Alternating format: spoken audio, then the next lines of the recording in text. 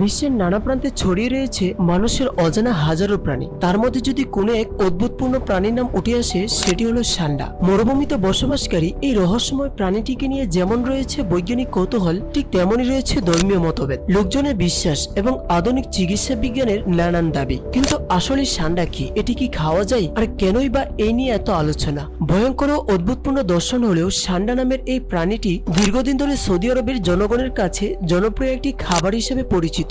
মরুভূমিতে বসবাসকারী এই প্রাণীটির বৈজ্ঞানিক নাম স্পাইনি টেইলড লিজার্ড। শতভাগ গুলসাপের মতো দেখতে হলেও সান্ডা মূলত ভিন্ন একটি প্রাণী। এটি সৌদি আরবের ঐতিহ্যবাহী খাদ্য সংস্কৃতির অবিচ্ছেদ্য অংশ।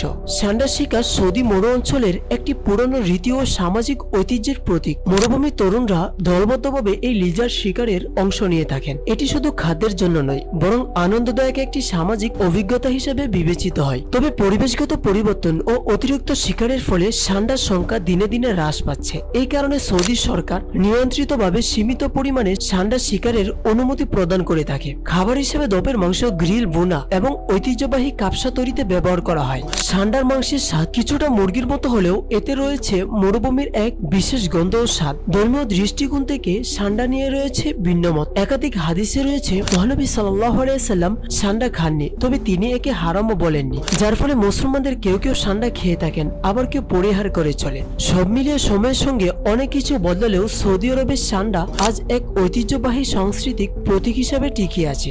সান্ডা আমাদের কাছে আজ কেবল সোশ্যাল মিডিয়ার হাস্যরসাত্মক ট্রেনিং নয়, বরং এটি এক ধরনের প্রাকৃতিক ঐতিহ্য, ধর্মীয় ও সাংস্কৃতিক বিতর্কের কেন্দ্রবিন্দু। এই প্রাণীটির চারপাশে গড়ে উঠেছে ইতিহাস, তাই একে জানতে হলে কেবল ভাইরাল ভিডিও নয়, বৈজ্ঞানিক ও ঐতিহাসিক দৃষ্টিতে বিশ্লেষণ করা প্রয়োজন। সবশেষে বলা যায়, সান্ডা প্রাকৃতিক এক বিস্ময়। এদের জীবনযাপন, পরিবেশের সাথে মানিয়ে নেওয়ার ক্ষমতা এবং স্বাভাবিক গঠন আমাদের অনেক কিছু শেখায়। কুসংস্কারে বশবর্তী হয়ে এই প্রাণীটির উপর নিষ্ঠুরতা না দেখিয়ে বরং এদের সংরক্ষণে সচেতন হওয়া জরুরি।